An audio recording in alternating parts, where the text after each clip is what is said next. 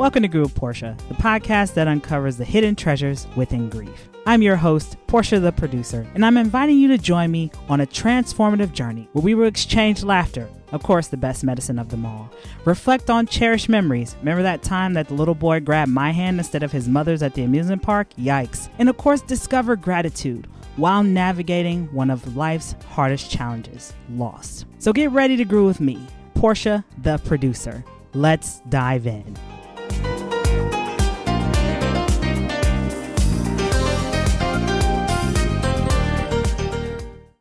Hey listeners, welcome back to Grow with Portia. I am your host, Portia the producer. And of course, before we begin, for those of you who are tuning in, make sure that you like, share, and subscribe to my YouTube channel to keep up with the latest and greatest of all, Grow with Portia. So today I have the honor of being joined by an individual who is creating social change through fashion. Now, just to give a little background about who I'm joined by today, let's just say you've probably seen her on the big screen a few times. She was once part of Project Runway Season 8, and she was also invited back on for All Stars Season 5. And now through her journey of being on the big screen, even though she's still kind of doing little things here and there, now she's kind of threaded things together and started her own unique journey of fashion by producing her own company called Yellowcake Shop. So welcome to Grow with Portia, Miss Valerie Mayen. How you doing today, Valerie? I'm good. How's it going, Portia? You know, Valerie, every day is great that ends in Y. And, I just love the fact that, like, for our listeners and people who are seeing this, obviously on YouTube, you just glow, right? You've got the YC in the back, and it's just like adding to your whole vibe. And of course, I had the opportunity to meet you in person, so I know the type of person who you are. So, Valerie, for starters, I always love to start off my conversations with gratitude. What are you grateful for today? Oh man, that's a really great question. There's so many things, I'm grateful just to be breathing and above ground. I'm grateful to have some new staff in the studio to assist with the workload. Just, things are going great. I really can't complain. So grateful for my girls. I love my kids. I think that's 3, right? That's a good amount to start with. I feel like you can find gratitude in everything though, Valerie, right? Like you have to, even in the, I would say, not so great seasons that come with entrepreneurship, right? Because we have those down seasons where we're looking at the clock, where we're looking at our bank account like, hey, where's the money coming in? Or let's say if we're in the process of pivoting and then there's this, what I call the anxious, excited energy, where you're excited about what's to come, but then you're also anxious about the unknown. Yeah. Like we always want to know everything. Mm-hmm. Yeah, that's definitely a really great way of putting it. I mean, my team and I, we do this thing we call the daily huddle. And we try to do it as often as we meet. And basically we kind of do like a temperature check, right? So we try to ask each other 3 questions, right? What's one word that describes yourself? What's something fun you're looking forward to? And what are you anxious or concerned about? And typically the one question we always answer or ask ourselves is, what's the one word to describe yourself? And often than not, I'm always finding myself saying like, it's not usually one word. It's like a hybrid word that we make up. It's like, I'm feeling anxiously excited, or I'm feeling overwhelmingly optimistic, or I'm feeling, so it's just like, it's kind of a mix, like we've got a lot going on right now, and I'm excited about the change and the prospect of progress, but I'm also nervous about like, holy shit, can we get this done? Are we going to make it? Like, what are we going to do in between? Like there's always the unknown. So Valerie, what's the word today? Is it anxiously unknown, or what's our word today? Yeah, I think my word today was, I think I was anxiously excited. Like I'm excited about all the progress we're making, but I'm still anxious about it. Like I couldn't even really eat my whole breakfast this morning because I was just like in knots. I was like, oh my gosh, there's so much to do, and I think and I know we could probably get it done. It's just a matter of like when and how and what headaches are going to happen in between. So I feel it. I can definitely relate because I'm in that season even for me, right? People know obviously grew with Portia. Portia will be 4 this year. And it's hard for me to even wrap my head around how far I've come in my journey as a podcaster, as a producer, and of course, pivoting careers into another endeavor that I'll launch soon. But even still, right, it's that anxious, oh my God, I'm so excited and nervous. What if it's not going to work out? Am I thinking too big? Am I dreaming? Yeah. Oh, totally. Because you're like, okay, I got all the pieces and parts in place. But then when you reach a benchmark, you're like, oh my gosh, like, what did I just do? So it can be a lot sometimes. And Valerie, I'm glad that you said that. What did I just do? Because when I think about your journey, right, of you being on Project Runway, not just once, but twice, right? And even though you weren't first in both of your times being on that show, right? For some people, those experiences can make or break them, right? And so for you, just out of curiosity, how did you navigate that grief journey of, obviously you've participated in both of these opportunities, been able to excel your career in the fashion space, but then it's kind of that like, okay, I lost, but now what? So what would you say, Valerie, was the hidden gift during your grief journey of going through Project Runway, not once, but twice? Yeah, that's an interesting question. I don't think maybe they'll have asked me that. I think the first time I did it, I was definitely bummed and I was upset and I was kind of unsure of what to think about myself as a designer and my own worth. And, what did that mean for me as on my journey to success or whatever kind of small amount of fame I thought I would achieve. And it was hard because in my first experience, we had to stay on set, we were sequestered. So once you were out, you went to the floor where all the sequester designers were and had been, and the ones that had been there for longer, they were over already. They were, taking naps, they were eating junk food and watching TV. But for me, it was kind of like, okay, so now I just have to sit here in the dark and like I can't talk to my mom, I can't call my friends, I can't listen to music. I just have to sit here and wait. And meanwhile, the people that are still in play, they're upstairs right above us, living their dream out still. And so it was hard. The first night when I was on the runway and I was eliminated, I could feel it was going to happen. I knew that I could sense that I was next in the lineup. As much as we want to believe that reality TV is real, the way the chips fall, sometimes the way the judges or producers pick who the winner is, it isn't always up to the best designer. It's not really determined by who has the best work. It sometimes is based on a lot of different variables. But I kind of had a sense that it was going to be me, and so I had prepared myself a little bit in my heart, but I hadn't really mentally prepared myself. So I was really devastated. I really thought, at that point, after I'd passed the first episode, after I passed the 5th episode, after I passed the 7th episode, I was like, okay, I maybe be able to get pretty far, like I might have a shot. And yeah, it was a disappointment. I mean, I went to my hotel that night. My other roommates had already been kicked off, so I was by myself. And it was lonely. You couldn't do anything but cry. You ugly cry by yourself until you're tired and you fall asleep, The second time I did it, when I did All Stars, it was a different experience because we had our own rooms. We were allowed to leave once we were eliminated. So it was a slightly different experience, but it was similar in the sense that I still, even though I knew how the process worked, I had my hopes up and I said, maybe this will be different. Maybe I'll really be able to win because I'm better now. I'm more, adept with my skills. I have a clearer vision of who I am. And I was kicking ass in All Stars. Like I was in the top for almost every episode. Even for the episode that I wasn't in the top, it wasn't because my garment was sucking. It's because my partner just phoned it in, and I was making some of my best work.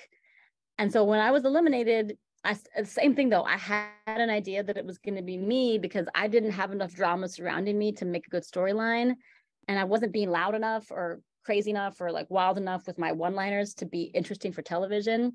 And so it just made the most sense for them to cut me because I was the one that was kind of being the most vanilla, right? But I was making some really good work. But the other designers, even though the work was not as good, maybe they had good stories following them and they were making good TV. And I just wasn't making good TV. Even though you would think, right? You're making good design. It's a design show. It's not. It's really a competition. You know, it's really a competition design as a reality design show. You know, it's a game show is what it is. But even then I was still really let down because I really thought this time, like, I could probably do it. You know, I was more prepared. But, you know, I was able to go home. I was able to be with my, you know, at the time was my boyfriend, you know, and I was able to be with some friends and family, and I was able to console myself in other ways that I couldn't before. So I think that's just how I had to deal with it, the way anyone deals with disappointment, you know. Valerie, what I'm hearing from both times of you being on Project Runway was that drive of it's going to be me. It might not be me in this season or that season, but that drive that it's going to be me at some point. And Valerie, can you elaborate more on that? Because obviously, once you came home the second time, right? What was that grief journey that eventually led to your growth, and no pun intended, was the sewing thread to creating Yellowcake Shop? Yeah, you know, when I came home, I think I was a little bit more, I don't want to use the word depressed because that seems too, it just seems too severe, but I was definitely really hard on myself. I cried a lot. I found it hard to be motivated to do anything because I felt like I'd lost my drive and my momentum. I felt like I wasn't worth my salt as a designer. I was feeling all kinds of imposter syndrome, like to the nth degree, you know? And so, yeah, it was hard for me to get my shit together and try to do anything productive because I was really disappointed. And I think in my head, I had, when I went on the show, I didn't go on the show thinking like, yeah, I'm going to win. This is mine. It's in the bag. No one else, I've got it. You know, I didn't think that because I knew that I didn't know, right? Like I knew that I could only do as good as I could do personally, but I also didn't know what curveballs I'd have. I didn't know what roadblocks I'd come into. I didn't know, you know, who might be there that would be better than me. Because that's possible too. But then as I progressed every episode and as I was seeing the pattern that I was seeing with, you know, my work and the judges, I really started believing like, okay, like maybe this is the season where they let me win, you know, because again, it wasn't up to us, you know, no matter how good we are or how good we aren't, it wasn't up to us. So I think when I got home, I really put a lot of, I think, stock into thinking that show was going to determine how successful I would be, right? Like winning that show or losing that show would determine my trajectory. And so it took me a while to get out of that funk. And then when I finally did, and I started getting back to something, like I started, you know, feeling some small wins in some other places, and I started gaining some momentum with this collection I was making for my own personal, you know, showcase that I was doing at the time. That really helped me, I guess, you know, get a little bit more traction, and it kind of, you know, shook me out of my funk, I guess.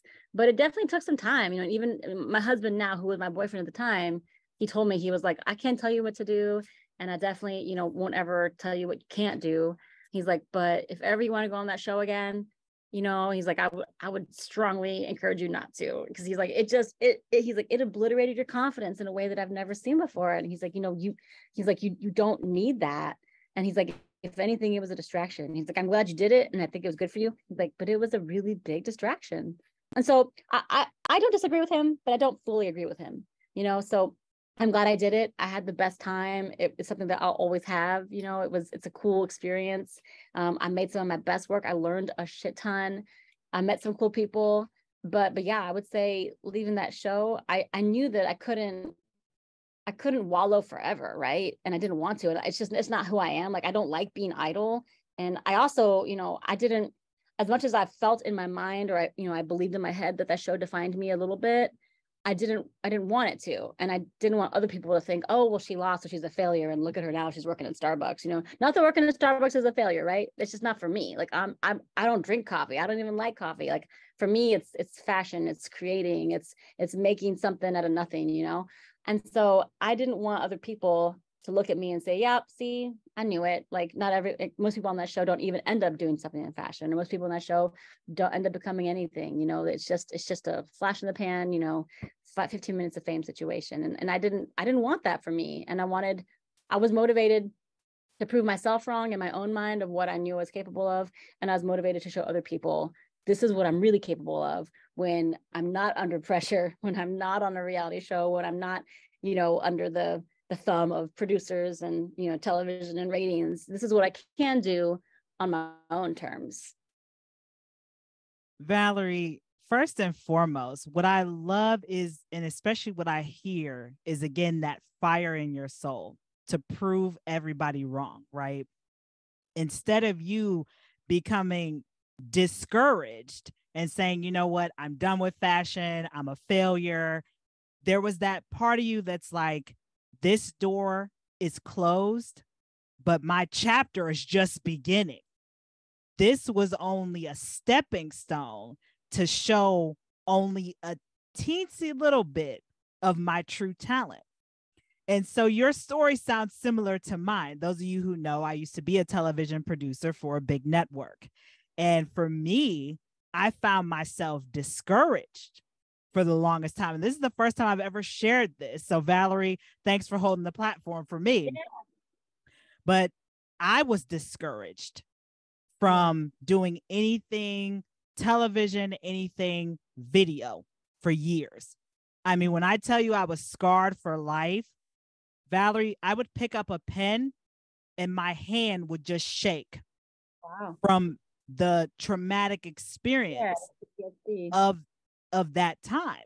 Mm-hmm. And then it took one of my coaches, God rest her soul, shout out to Gail Flowers, rest in heaven.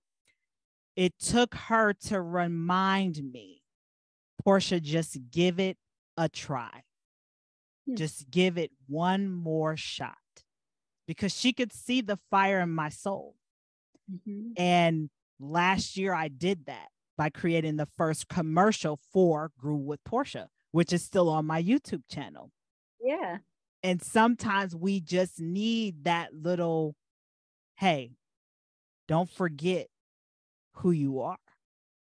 And so, Valerie, for you, before we jump into the next part of the conversation, for our audience who is tuning in, if they are interested in connecting with you, obviously checking out your amazing, beautiful lines of fashion, where can they find you? What social media do you prefer? Sure. Yeah. You can find us on Instagram. That's probably one of the platforms that we're most active on. We're at Yellowcake Shop, all one word, just like the dessert, Yellowcake with SHOP at the end, the American spelling, not the British spelling. So it's all one word, Yellowcake Shop. That's our Instagram. And on Facebook, we're at Yellowcake Shop Cle, that's CLE for Cleveland. And online, you can find us at yellowcakeshop.com. So it's pretty simple, pretty straightforward. People can email us at hello@yellowcakeshop.com, but just put in Yellowcake Shop, all one word, Cleveland, fashion, Valerie, whatever. You can find us pretty much anywhere on Google. Excellent. Excellent.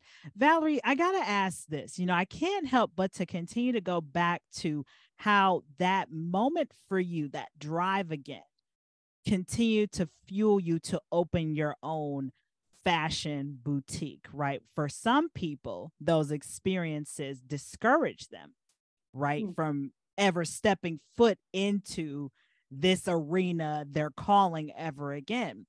And so for our audience who's tuning in, Valerie, what tip can you leave with them to when they have that discouraging moment, right? When they know that their passion for what they're doing is still there, but they have that big discouraging moment based on societal standards, right?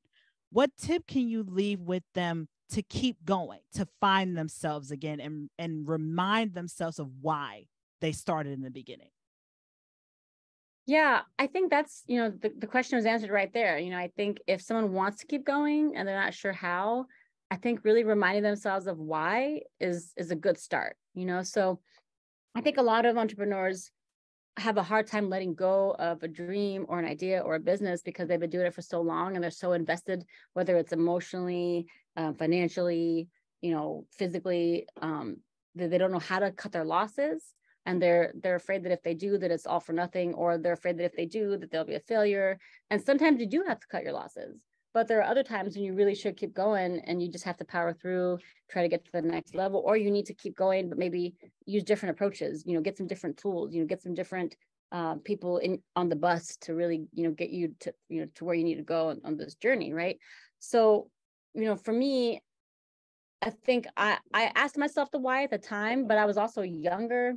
I wasn't I was unencumbered. I didn't have kids. I wasn't married. I had responsibilities, but they weren't nearly what they are now. And so it was easy for me to say yes and easy for me to keep going because I still didn't feel like I had given myself the full spectrum or even the real, a real college try at this thing that I wanted to try to do. I started Yellowcake before I went on Project Runway, but it was pretty minimal. I literally was, sewing with, plywood on top of cinder blocks, right? That was my table. And I had this machine that I bought when I was in college for like $100 from an old man in Cleveland Heights. Like I didn't even have real equipment. I was making stuff from materials that I didn't even know I couldn't be working with or shouldn't be working with. And so I just kept at it because it interested me and I really enjoyed it and it made me curious. And I was like, I haven't even really shown myself what I could or couldn't do. So I kept at it because I knew that I was good enough. I just didn't know how good I was. And for me, I think the litmus that I used to gauge that was how willing people were to give me their money for the things I was making. So like in the art world, a lot of people, there's two different camps, right? Some people will tell you that, art is valuable no matter who makes it, no matter what it is, no matter, whether it sells or not, right? But for me, I'm more of a practical person. And, I think as a Latin American woman, I have I have plenty of fire and passion, right? I have plenty of ambition and passion for doing these things, but I also have this practical side of me. I didn't have the luxury of being like, sure, I can just paint for the sake of painting in my studio that I pay for on the side because I have the money to just blow on a studio or whatever. But I'm practical because I have to make money to live. I have to make money to save for my future. I have to make money to be able to afford things that I need in this life. I don't have a safety net. I don't have inheritance. I don't have a rich husband. So I have to do these things. I get to do them, but I also have to do them. So I think for me, I really looked at what it was that I wanted to do, what I hadn't done yet, and then why do I want to do it? And for me at the time, the reason I wanted to do it was because I really wanted to contribute to the world in a way that I thought would be impactful using the skills that I knew I had. I didn't go to business school. I didn't go to school for medicine or law. I wasn't a teacher. I didn't have a traditional job, right? I didn't know enough about, tech or science or, anything else that might have given me a traditional path to a career. But I knew how to make things and I knew how to make them well enough that people were willing to spend money. And so for me, what I learned in the art community from school and from other artists that were in the practical, conceptual, mindset of art as business and commerce was that if your art sells, then it's valuable and it's good art. If your art doesn't sell, then it's just a hobby and it's not good art. And so I was in the business of having a business. I didn't want a hobby. I wanted a business. And that's the key sauce right there is that, hey, I'm creating this. People are doing the marketing for me, right? And a lot of us creators, Valerie, I'm just like you. Grew Up Portia started as just me interviewing cool people around the world because I like telling stories. But then it started to gain traction all over the world. And I would have never thought, like, holy crap, this has opened up so many doors of opportunity without me even realizing, oh, Portia, this is big what you're getting into. Because these conversations fuel me. These conversations of helping people to see how their grief journey, how that loss, right? We tend to put so much negative connotation on the loss that we experienced, but really that gain, and you said it, Valerie, that gain of cutting your losses, right? Like, yeah, I've had this experience on Project Runway, but it didn't break me. Instead, it was the breakdown to the breakthrough algorithm. Yeah.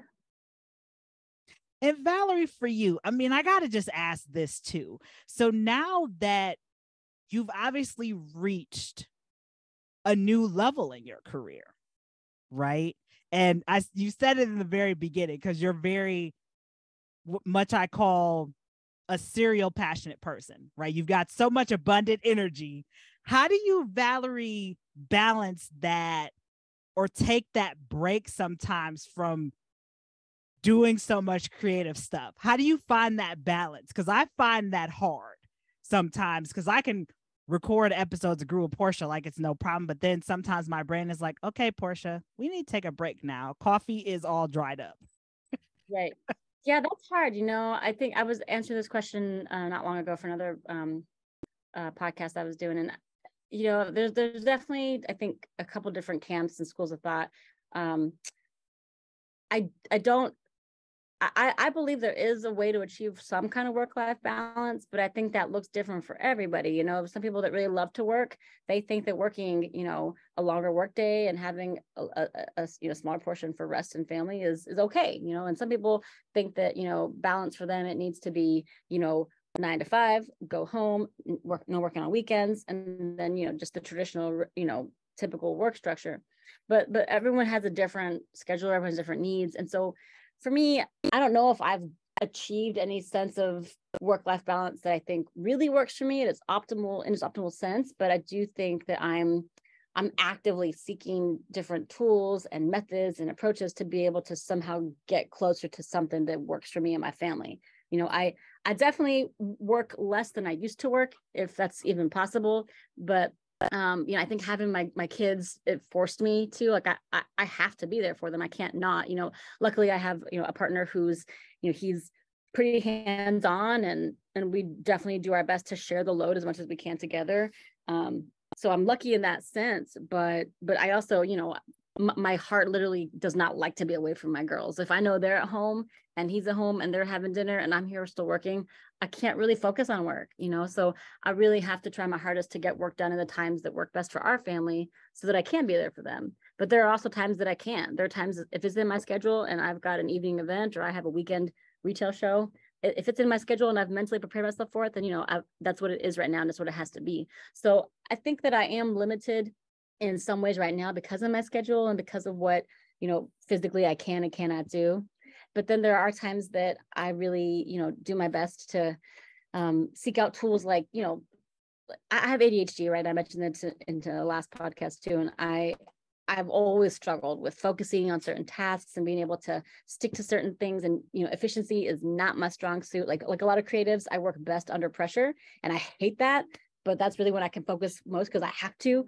But, I've got this new planner that works really well for me. I'm learning new techniques about how to, try to achieve a minimal amount of things in a day instead of trying to do 20 different things in a day. I think I said this before too to someone else, that a lot of entrepreneurs and creative entrepreneurs, we overestimate what we can do in a day, but we underestimate what we can do in a year. And so it really comes down to just breaking things down. They always say, how do you eat an elephant, right? One bite at a time. And I'm always like, yeah, but what if you don't eat elephant? Like, then how do you eat anything? And so it really is just breaking it down and backing into it. And I'm a huge proponent of lists, right? But I put lists in like 20 different places sometimes. And so I've gotten to the habit of now putting my list in my iPad so that I can email them to people or text them to people or send them to myself if I need to. And I've gotten to the habit of, putting in my planner into one place. So I don't know if I've achieved any kind of work-life balance. I aspire to, and I think I'm getting to a point where it feels more achievable and a little bit more sustainable for me. But for everyone, that's different, But I do think that I think a lot of people are starting to, really become more keen on this. Is that hustle culture does not serve anyone, and resting our bodies it has to happen. Like if we don't rest our bodies now, we're not going to be prepared for the work we have to do tomorrow, and so. We're not robots, right? We have to recharge. We have to, fuel our creativity, not just through work, but through play and through rest and through, connectivity. And there's just so many other things that we need to do as humans that I think for creatives, we often forget because we're so driven in what we love to do that we forget about it, right? Like I could sew all day if I had the time, but I don't because I have to also answer emails and work with my team and go to meetings and pay suppliers and attend networking events and go to educational seminars, and getting to do the fun stuff isn't even on my agenda most days. So yeah, it's a challenge, but it's not impossible. Valerie, I love, you literally said my favorite phrase of creatives work best under pressure. And I have to admit that pressure, even for me as a one-woman band show, I don't know what it is. It's like some type of adrenaline rush you get. Valerie, I have to ask this. What was one project that you turned around in 24 hours? Oh man, I can't even, there's so many. It's stupid. Like, there was, so sometimes if I have an event I have to go to, and if it's a unique event or special event, I'll decide I'll make myself a dress. Like, because why not, right? I have plenty of things to choose from, but I decided to make myself something completely new, or, just because I want to, or I can. And so I think there was an event I had to go to. It might've been a client's wedding or an awards ceremony or something, but I decided to make myself a dress. And it wasn't until the day before the event that I had to, and, sometimes I can knock out a dress in 2 hours, but now that I have, different tastes and, different ideas, and my body's different too, like I can't do that anymore. So now it takes me anywhere from 4 to 6 hours. But you think, oh, 4 to 6 hours, that's like a day, right? But then there's texts and there's emails and there's, the kids need stuff. And and then, I have ADHD, so I get distracted like you couldn't believe. So it can be tricky. I mean, so I made this dress. I started it on a Friday, I think at 2:00, and I didn't finish it till 5 a.m. the next day because I had so many different things in between. And then I ran into some trouble and some challenges with the garment. Then I ran out of the fabric, and I finished it. It looked great, but then I slept half the day, and then I barely made it to this thing in time. So it was like, you do these things to ourselves, and we wonder why. But yeah, it looks cool. I finished it. I don't know if I'll ever do that again. I probably will, but I don't think I'll plan any better for it. So yeah. Valerie, I can relate. I can definitely relate to that. One time I had a video project that I knew about for 3 weeks. And it was something about that pressure when the person emailed me, hey, how's this video coming along? And I said, oh, man. I said, okay, Portia, it's game time. Valerie, when I tell you, I cranked that video out in 7 hours.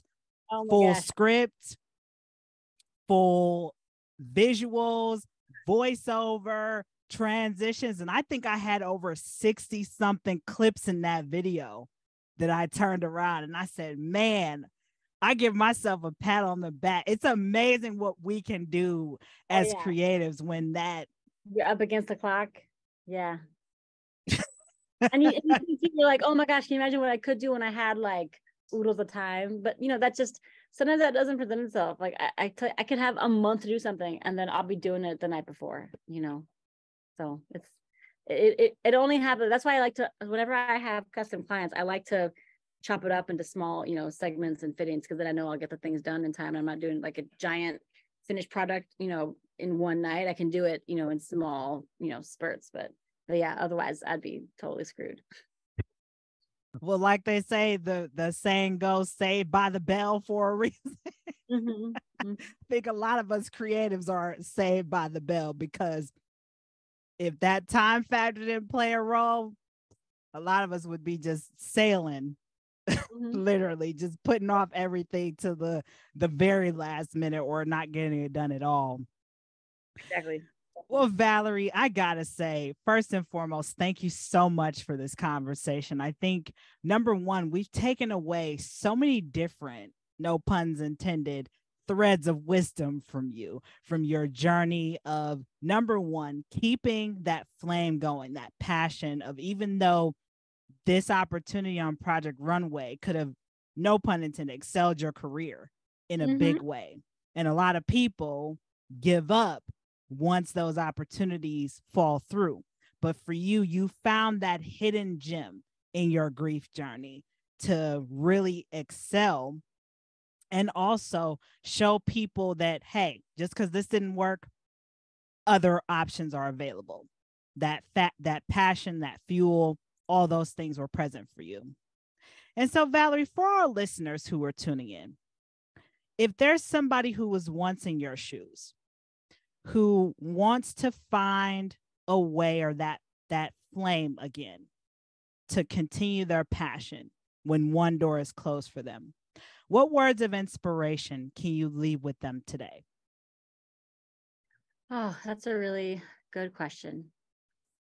You know, I think I would tell them, most people say you could do anything you put your mind to, right? And I don't know if I agree with that 100%, because yeah, I could put my mind to deciding I want to become a pickle, but I don't know if that's going to happen. So I would say for me, what works best for me is when I find the people that I trust most in my circle, whatever it is you want to achieve, try to find the people that are already doing that, or try to find the people that are closest to achieving what it is you want to achieve. And if they'll let you, talk to them, offer to pay them for their time and services or wisdom, consulting, but do what you got to do to find the answers you need so that you can move forward confidently. If you want to take a shot in the dark and go for it by the seat of your pants, go for it. But I'm a person that likes to take calculated risks. And then it gives me more confidence to know that I'm doing the right thing when I've done my research and I've got the support of my peers or people that I trust that have done it before. So yeah, hedge your bets, take some risks, but don't be stupid. Yes, I agree. Do that research and always remember, one of my mentors said it best. Risk is the down payment for the reward. Oh yeah, 100%. Well, everybody, that was Valerie Mayen of Yellowcake Shop that you heard from. And that concludes another episode of Grew with Portia, season number 2. Thanks for listening. Peace and hair grease, everybody. Thank you so much for tuning in to Grew with Portia. Remember to subscribe to my channel for the latest episodes. And of course, follow me on social media. You can follow me on Instagram at Portia the Producer. Anyway, guys, until we meet again, peace and hair grease.